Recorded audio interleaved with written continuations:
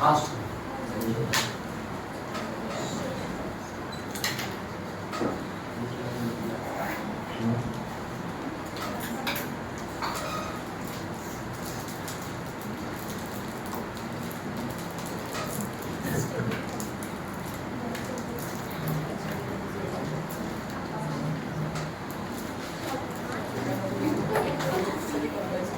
Okay, देखो business valuation topic 15 mark का,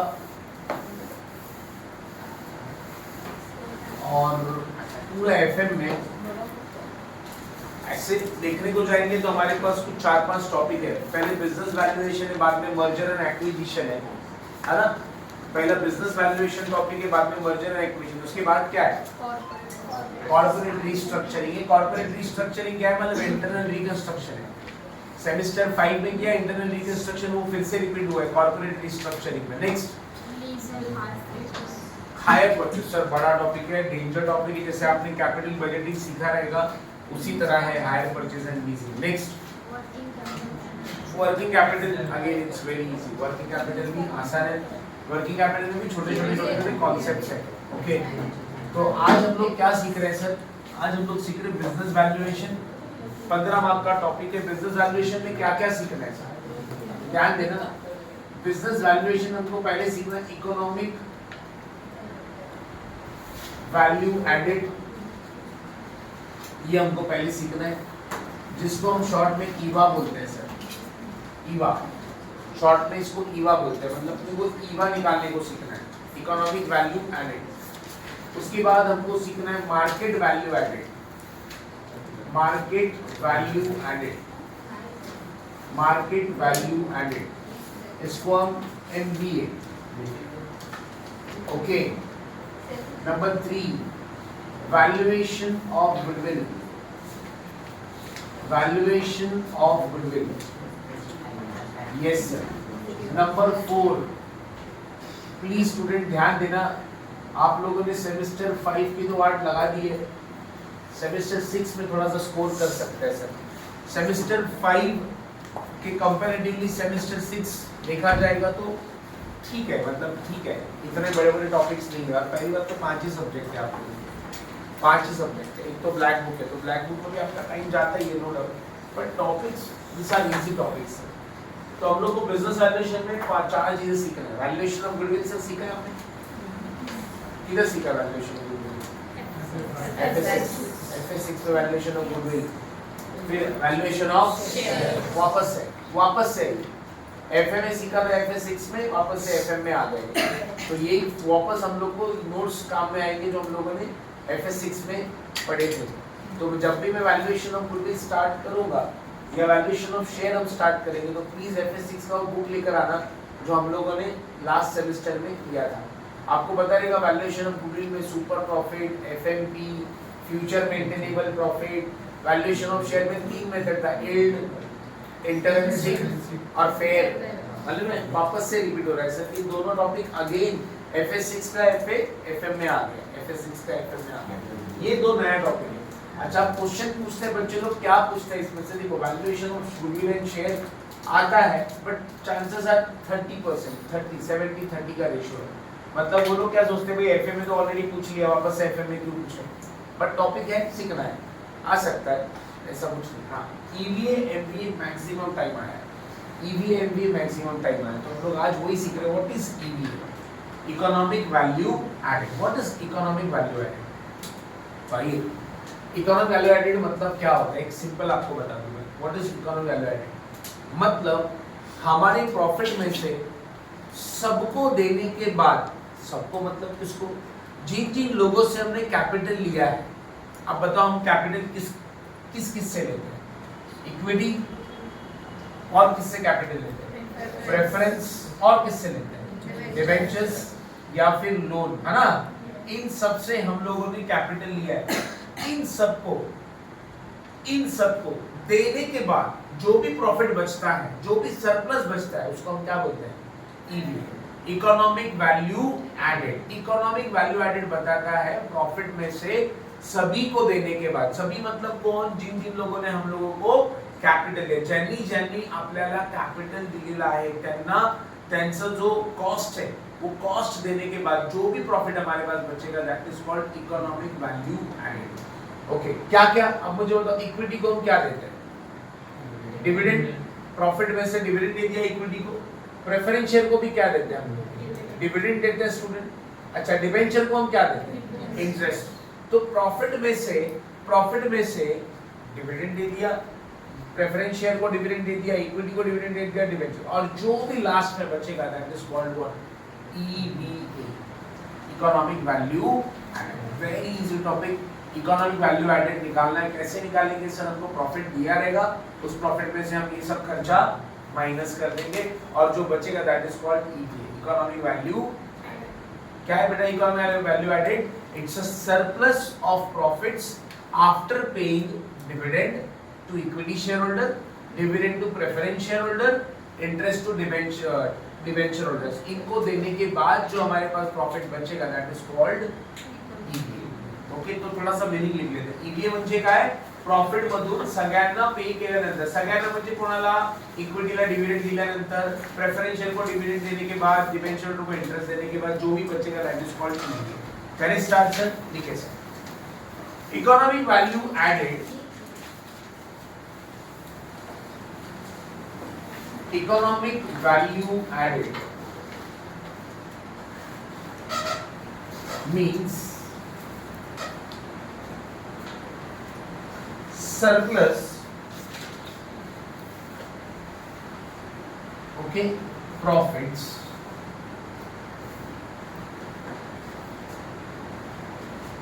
which are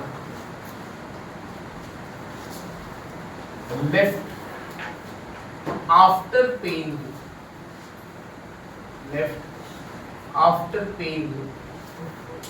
which are left after paying cost of capital, after paying cost of capital। अब बच्चे बोलेंगे sir ये क्या नया वर्ड है?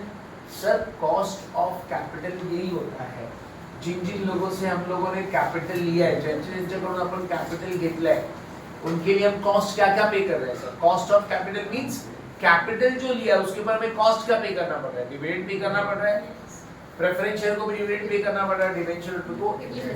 इन सबको मिला के ये देखो ध्यान से सुनना सर, इसको हम क्या बोलेंगे सर? ये कैपिटल है और ये जो कैपिटल के लिए हम पे कर रहे हैं उसको हम क्या बोलते हैं? कॉस्ट। रिमेंबर स्टूडेंट, लिख लेना, आराम से लिख लेना। ये क्या है? इक्विटी, प्रेफरेंस, ये कैपिटल है। इनको क्या क्या दे रहे बेटा? Dividend to equity, dividend to preference, interest. This is called what? Cost. तो कॉस्ट ऑफ कैपिटल मतलब प्रॉफिट में से कॉस्ट ऑफ कैपिटल पे करने के बाद जो भी बचता है। देखो economic value added means surplus profits which are left after paying cost of capital. Cost of capital पे करने के बाद जो भी बचता है उसको हम बोलते हैं EVA। ओके, मतलब आपने अपने प्रॉफिट्स में से इक्विटी शेयर को डिविडेंड दे दिया, प्रेफरेंस शेयर को डिविडेंड दे दिया, डिबेंचर को इंटरेस्ट दे दिया, बाद में जो बचेगा that will be called as EVA।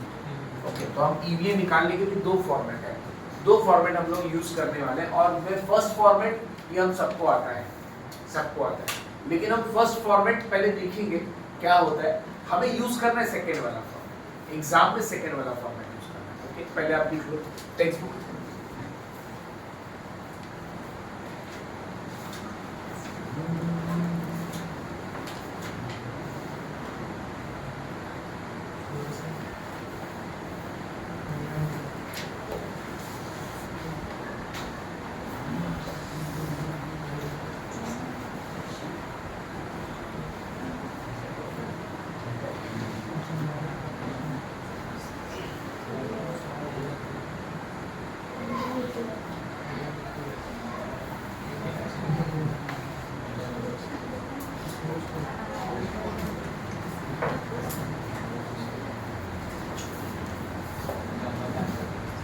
आओ करेक्ट फॉर्मेट EVA निकालने का फॉर्मेट है। बेटा ये रफ करूं, ये लिखने की जरूरत है आपको? अच्छा लिख रहे हैं तो आप लिख सकते हैं इसको साइड में कहीं पे। और EVA निकालना है हम लोग।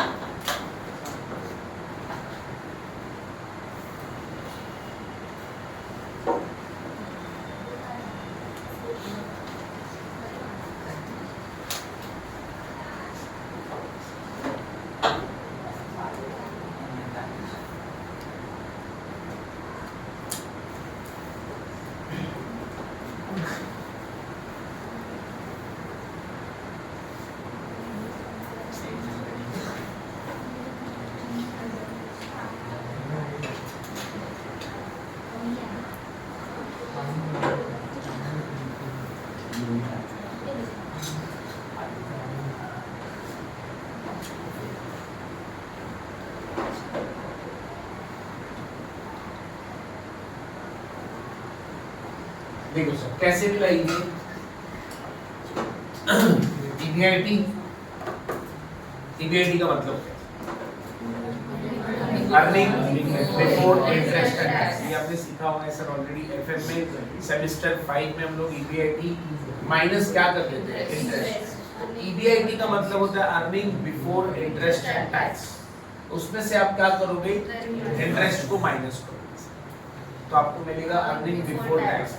फिर इसमें से टैक्स माइनस करोगे, मिलेगा आपको अर्निंग आफ्टर टैक्स। और अर्निंग आफ्टर टैक्स में से आप फिर दो चीजें माइनस करोगे, dividend to preference shares and dividend to equity share. दोनों को आप देख सकते हो, मैंने यहाँ पे इंटरेस्ट पे कर दिया, यहाँ पे डिविडेंड पे कर दिया, राइट।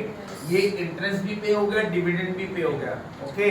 ये पे होने के बाद क्या बचा सर, ईवीए। ईवीए मतलब क्या सर, अभी बताया मैंने, प्रॉफिट में का ऐसा भाग जो हमने सबको पे करने के बाद, सबको किसको बेटा, डिबेंचर होल्डर को इंटरेस्ट देने के बाद, इक्विटी को डिविडेंड देने के बाद, प्रेफरेंस को डिविडेंड देने के बाद जो भी बचता है that is called EVA. Clear with this, समझ में आया? ये पहला मेथड है ईवीए निकालने का। दूसरा मेथड जो है वो ईवीए का क्या सर, ये तो हमने पहले भी देखा हुआ है। ईवीए मींस जो भी प्रॉफिट बचेगी सभी को देने के बाद, दैट इज ईवीए। बट आपल्याला सेकंड मेथड वर फोकस राहायचं। सेकंड मेथड हमारे बुक में यूज हुआ है। अब ये मेथड से आंसर निकालो या सेकंड मेथड से आंसर निकालो, you will get same, getting और नॉट सेम आंसर मिलेगा आपको। Clear with this? आओ सर देखते हैं। सेकंड मेथड में प्लीज हम लोग एक ही सम को दोनों मेथड से करके मैं दिखाऊंगा, दोनों मेथड से करके देखेंगे, विल गेट। अरे हाँ सर ये तो सिंपल है, एकदम सिंपल क्वेश्चन है, इसके कुछ नहीं है। ओके, सेकंड मेथड क्या बोलता है कि आप सबसे पहले ले लो EBIT. Second method, method number 2 पढ़ रहे सर, दिस इज मेथड 2। आप ईबीआईटी ले लो, ओके। इसको हम क्या बोलते हैं, ऑपरेटिंग प्रॉफिट भी बोलेंगे सर इसको। सेकेंड मेथड में इसको बोलेंगे operating profit before interest and tax. ये ले लो सर। उसमें से आप डायरेक्टली क्या करो मालूम है क्या, इंटरेस्ट माइनस मत करो, आप डायरेक्टली टैक्स माइनस कर दो। डायरेक्टली टैक्स माइनस करो। आप देख सकते हो ये मेथड में हमने पहले क्या किया, इंटरेस्ट माइनस। ये वाले मेथड में क्या किया, डायरेक्टली टैक्स माइनस किया, ठीक है। अच्छा, फिर आपको मिलेगा sir operating profit after tax. Operating profit after tax, इसको हम कई बार NOPAT बोलेंगे, नो पैट। नो पैट मतलब net operating profit after tax.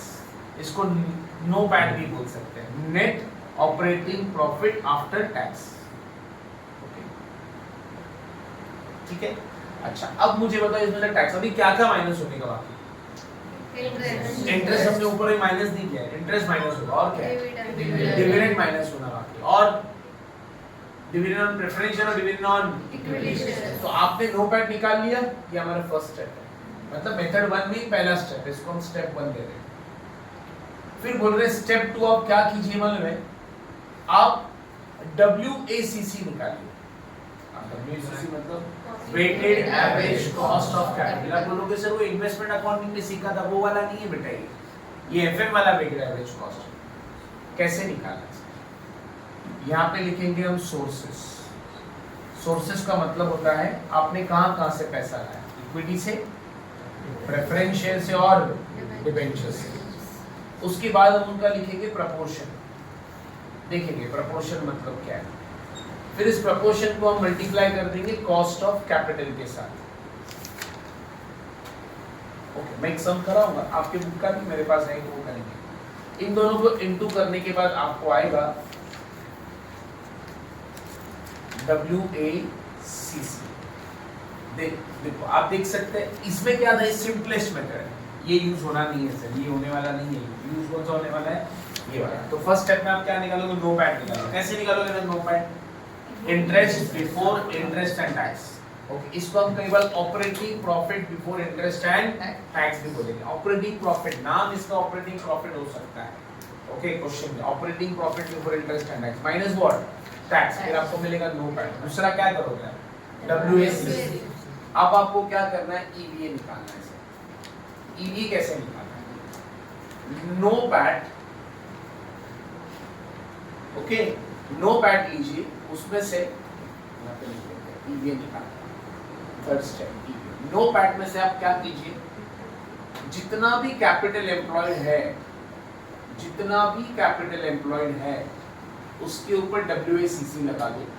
तो नो पैट में से ये वाला अमाउंट जो आएगा ना कैपिटल एम्प्लॉयड में WACC, वो आपको मिल जाएगा व्हाट, EVA। मैं सम्स पूरा सॉल्व करा के दिखाऊंगा और आप लोग प्रैक्टिकली समझेंगे कि इसमें और इसमें क्या फर्क है। ओके, इसमें आप देख रहे हो, इसमें क्या हो रहा है, हम पहले टैक्स पे कर रहे हैं। यहाँ पे क्या था, पहले इंटरेस्ट फिर टैक्स फिर डिविडेंड। यहाँ पे पहले टैक्स पे कर रहे हैं और बाद में तीनों का साथ में एक साथ पेमेंट कर रहे हैं। ये दिख रहा है ना, इसको हम क्या बोलते हैं, कॉस्ट ऑफ कैपिटल। मतलब यहाँ पे हमने तीनों को एक साथ पे किया, इस पे इंटरेस्ट भी है, इस पे डिविडेंड भी है और इक्विटी का भी डिविडेंड है और प्रेफरेंस। मतलब हमने यहाँ पे सबको साथ दिया। कैपिटल एम्प्लॉयड, कैपिटल एम्प्लॉयड सबका कैपिटल यहाँ पे दिया है इनटू WACC। यहाँ पे क्या किया सर हमने, इंटरेस्ट पहले पे किया, फिर टैक्स, फिर डिविडेंड। यहाँ पे क्या किया हमने, पहले टैक्स पे कर लिया, बाद में क्या, बाद में सबको एक साथ यहाँ पे। यहाँ पे जो कॉस्ट ऑफ कैपिटल लिखा है मैंने, यहाँ पे सबका इंटरेस्ट भी है इसी में, इसमें डिविडेंड भी है, इसी में इक्विटी का और प्रेफरेंस का भी। ओके सर, यहाँ मेथड में यहाँ मेथड में फर्क थोड़ा सा है कि यहाँ पे स्टेप बाय स्टेप हम माइनस करते जा रहे हैं। यहाँ पे हम क्या करेंगे, पहले टैक्स पे कर देंगे और एक ही साथ सबको पे कर देंगे। मतलब इस अमाउंट के अंदर सभी का कॉस्ट है, मतलब इंटरेस्ट भी यहाँ पे किया, डिविडेंड भी और इक्विटी का और प्रेफरेंस। समझ में आया श्रुति?